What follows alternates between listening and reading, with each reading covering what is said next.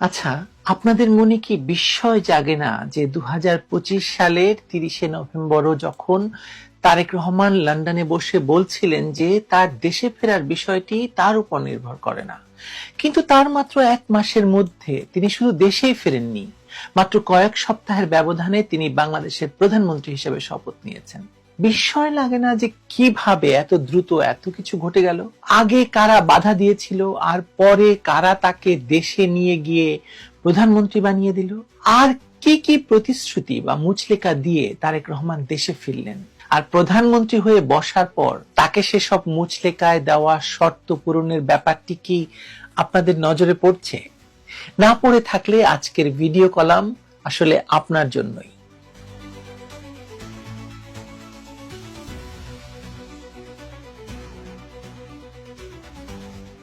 রাজনীতির এই জাদুকরী পরিবর্তনের নেপথ্যে যে আন্তর্জাতিক দাবার চাল ছিল তা ক্রমশ স্পষ্ট হচ্ছে। ক্ষমতার পালাবদলের এই নাটকীয়তায় যারা কলকাঠি নেড়েছেন তারা এখন তাদের পাওনা বুঝে নিতে আসছেন। আপনি যখন এই ভিডিওটি দেখছেন তখন হয়তো ভারতের রাজধানী নয়াদিল্লি থেকে ঢাকায় নেমে গিয়েছেন মার্কিন যুক্তরাষ্ট্রের দক্ষিণ এবং মধ্য এশিয়া বিষয়ক সহকারী পররাষ্ট্রমন্ত্রী পল কাপুর। আপাত দৃষ্টিতে এটি একটি সাধারণ দ্বিপাক্ষিক সফর বলে মনে হতে পারে, কিন্তু এর গভীরতা এবং সময়কাল বিশ্লেষণ করলে দেখা যায় এটি মূলত ওয়াশিংটনের পক্ষ থেকে ঢাকার নতুন সরকারের উপর অর্পিত দায়িত্ব বা মুচলেকাগুলোর কতটুকু বাস্তবায়িত হলো তার হিসেব নেওয়ার ফল। এবং আপনাদেরকে মনে করিয়ে দেই, তিনি দিল্লি হয়ে ঢাকায় আসছেন। দিল্লি থেকেও তাকে কি শেখানো হয়েছে, কি দাবি করা হয়েছে, সেসবও আপনাদের বিবেচনায় রাখতে হবে। পল কাপুর কোনো সাধারণ কূটনীতিক নন। তার ক্যারিয়ার এবং গবেষণার মূল বিষয়বস্তুই হলো ইসলামী চরমপন্থার উত্থান এবং বিস্তার রোধ। জঙ্গিবাদ নিয়ে তার একাধিক বই আছে। তিনি মনে প্রাণে বিশ্বাস করেন যে পাকিস্তান বিশ্বজুড়ে জঙ্গিবাদ ছড়াচ্ছে এবং দক্ষিণ এশিয়ায় স্থিতিশীলতা বজায় রাখতে হলে ধর্মনিরপেক্ষতা বা প্রগতিশীল শক্তির সাথে কাজ করা অপরিহার্য। এই প্রেক্ষাপটে তার ঢাকা সফর বর্তমান সরকারের জন্য একটি বড় পরীক্ষা, তাতে কোনো সন্দেহ নেই। আপনাদের নিশ্চয়ই মনে থাকবে যে যুক্তরাষ্ট্রে যখন বাইডেন সরকার ক্ষমতায় ছিল, পল কাপুরের এই ভূমিকায় যিনি দায়িত্ব পালন করতেন তার নাম ছিল ডোনাল্ড লু। কি নামটা মনে পড়ে? ঢাকায় কতবার বৈঠক করেছিল, সালমান এফ রহমানের বাড়িতে ডিনার খাওয়া হয়েছিল এবং তারপরে কি হয়েছিল আমরা জানি। ডোনাল্ড লু নামের সেই ব্যক্তি যাকে পাকিস্তানের নির্বাচিত এবং জনপ্রিয় প্রধানমন্ত্রী ইমরান খান এবং বাংলাদেশের নির্বাচিত এবং জনপ্রিয় প্রধানমন্ত্রী শেখ হাসিনাকে উৎখাতের জন্য দায়ী করা হয়ে থাকে। ডোনাল্ড লুর মতো ব্যক্তিদেরকে দিয়ে উপমহাদেশের জঙ্গিবাদী শাসন কায়েম করার ডেমোক্রেট শাসনের সমালোচক এই ভারতীয় বংশোদ্ভূত বিখ্যাত স্কলার পল কাপুর। অনেকেই মনে করছেন যে ২০২৪ সালে ডোনাল্ড লু যাদেরকে দিয়ে শেখ হাসিনাকে উৎখাত করায় সফল হয়েছিলেন তাদের হাত থেকে ক্ষমতা কেড়ে নিয়ে বাংলাদেশকে অন্তত একটি দেখানো গণতান্ত্রিক ধারায় ফেরানোর নেপথ্যে পল কাপুর সহ ট্রাম্প প্রশাসনের অনেকেই কাজ করেছে। এসব কিছুর সঙ্গে তারেক রহমানের দেশে ফেরা, একটি সাজানো নির্বাচন অনুষ্ঠান এবং তারেক রহমানের প্রধানমন্ত্রী হওয়া সবকিছু সংযুক্ত। সুতরাং পল কাপুরের এই সময়ে বাংলাদেশ সফর নিঃসন্দেহে গুরুত্বপূর্ণ এবং বিশেষ করে বাংলাদেশের আগামী দিনের রাজনীতির গতিপথও এই সফরের মাধ্যমে স্পষ্ট হয়ে উঠতে পারে বলে ধরে নেওয়া যায়। যুক্তরাষ্ট্রের সাথে বাংলাদেশের সম্পর্কের সমীকরণে এখন প্রধান দুটি বিষয় সামনে আনা হচ্ছে, প্রতিরক্ষা এবং বাণিজ্য। কিন্তু এই দুই খাতের আড়ালে মূলত বাংলাদেশের সার্বভৌমত্ব এবং কৌশলগত নিরপেক্ষতাকে চ্যালেঞ্জের মুখে ঠেলে দেওয়া হচ্ছে। নির্বাচনের ঠিক আগে তড়িঘড়ি করে অন্তর্বর্তীকালীন সরকার যুক্তরাষ্ট্রের সাথে এগ্রিমেন্ট অন রেসিপ্রোকাল ট্রেড বা আর্ট সই করে। চুক্তিটি এতটাই গোপনীয় এবং দ্রুততার সাথে করা হয়েছিল যে এর দীর্ঘমেয়াদী প্রভাব নিয়ে ভাববার সময়ও নেওয়া হয়নি। এখন ডোনাল্ড ট্রাম্পের প্রশাসন সেই চুক্তির পূর্ণ বাস্তবায়ন চাইছে। এই চুক্তির শর্তগুলো অত্যন্ত অসম এবং বাংলাদেশের স্বার্থ বিরোধী।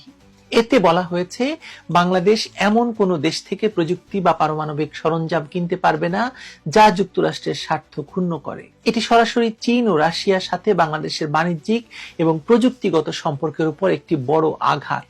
পল কাপুর আসছেন এই চুক্তির বাস্তবায়ন নিশ্চিত করতে এবং প্রয়োজনে আরো কঠোর শর্ত জুড়ে দিতে। এর চেয়ে ভয়াবহ দিকটি হলো প্রতিরক্ষা খাত। যুক্তরাষ্ট্র দীর্ঘদিন ধরে বাংলাদেশের সঙ্গে জিসোমিয়া এবং আকসা চুক্তি স্বাক্ষরের জন্য চাপ দিয়ে আসছে।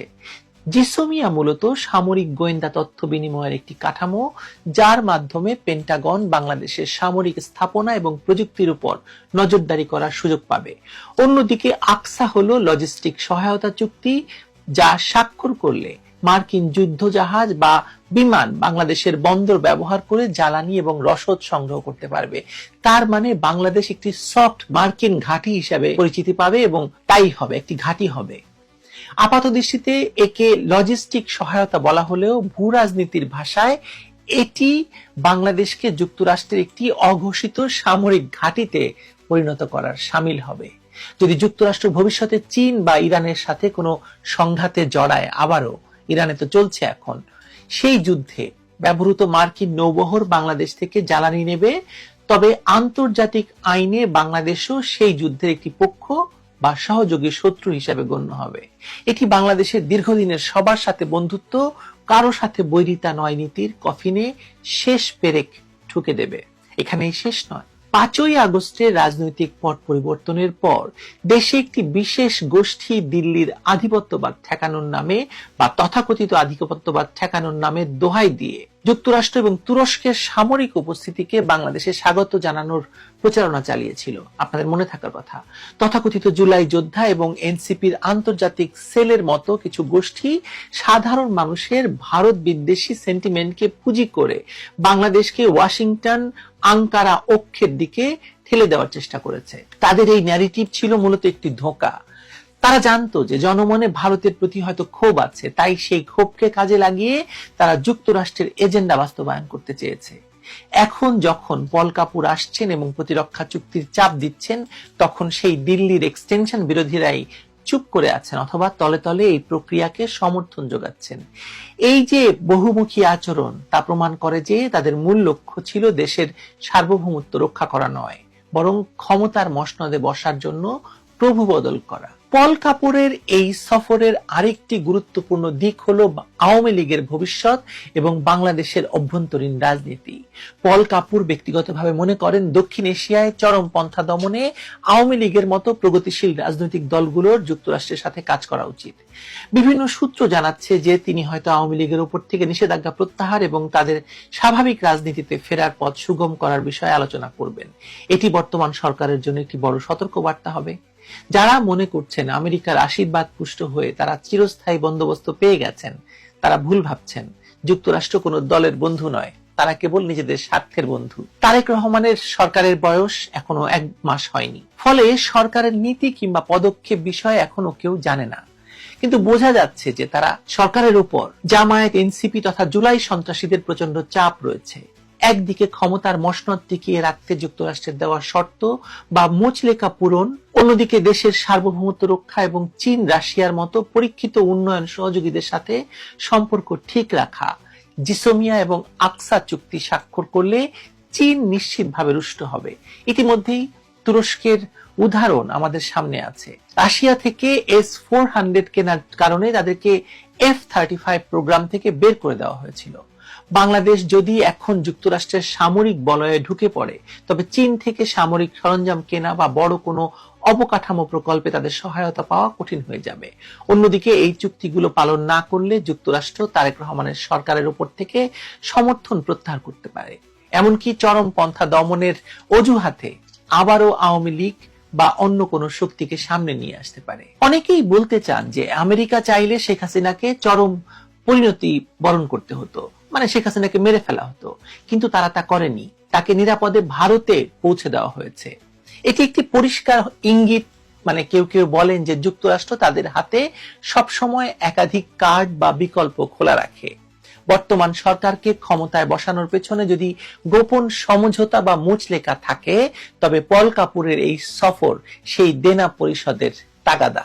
ট্রাম্প প্রশাসনের নতুন বৈশ্বিক শুল্ক নীতি এবং আমেরিকা ফার্স্ট নীতির সাথে খাপ খাওয়াতে গিয়ে বাংলাদেশের অর্থনীতি এমনিতেই চাপে পড়বে। তার উপর যদি এই অসম প্রতিরক্ষা এবং বাণিজ্য চুক্তিগুলো চাপিয়ে দেওয়া হয়, তবে তা হবে জাতীয় স্বার্থের জন্য ভয়ঙ্কর আত্মঘাতী একটি কাজ। সুতরাং পল কাপুরের আগমনকে কেবল একটি কূটনৈতিক রুটিন ওয়ার্ক ভাবার কোনো সুযোগ নেই, কেউ ভাবছেও না সেটা। এটি মূলত 2025 সালের সেই নাটকীয় পালা বদলের হিসাব নিকেশ। তারেক রহমানের দেশে ফেরা এবং ক্ষমতায় বসার জন্য যে চড়া মূল্য দিতে সম্মত হয়ে তারেক রহমান গদি দখল করেছেন বা গদি পেয়েছেন, এখন সেই মূল্যের কিস্তি পরিশোধের সময় এসেছে। জিসোমিয়া, আকসা কিংবা আর্ট এগুলো কেবল কাগজের চুক্তি নয়, এগুলো একটি শিকল। এই শেকল পায়ে পড়লে সরকার হয়তো সাময়িকভাবে ক্ষমতায় টিকে থাকবে, কিন্তু বাংলাদেশ হারাবে তার কৌশলগত সক্রিয়তা, নিরপেক্ষ রাষ্ট্রের মর্যাদা। এখন দেখার বিষয় প্রধানমন্ত্রী তারেক রহমান এই চাপ কিভাবে সামাল দেন। তিনি কি মুচলেকার শর্ত মেনে দেশকে পরাশক্তির খেলার দাবার ঘুঁটি বানাবেন, নাকি কোনো জাদুকরী কৌশলে সার্বভৌমত্ব রক্ষা করবেন? তবে ইতিহাস বলছে পরাশক্তির সাথে গোপন চুক্তির পরিণতি কখনো সুখকর হয় না। কিন্তু হয়তো এটুকু সুখবর আমাদের জন্য অপেক্ষা করছে যে যেভাবে বাংলাদেশকে একটি ভয়ঙ্কর জঙ্গিদের হাত থেকে রক্ষা করা হয়েছে বা আপাতভাবে রক্ষা করতে দেখা গেছে, এবং এখন আওয়ামী লীগের ফিরে আসার পথ পরিষ্কার হয়েছে, একটি রাজনীতি উন্মুক্ত হয়েছে। আপাতত হয়তো এটুকুই আমাদের লাভ, বাকিটা পরে দেখা যাবে। ভালো থাকবেন সবাই।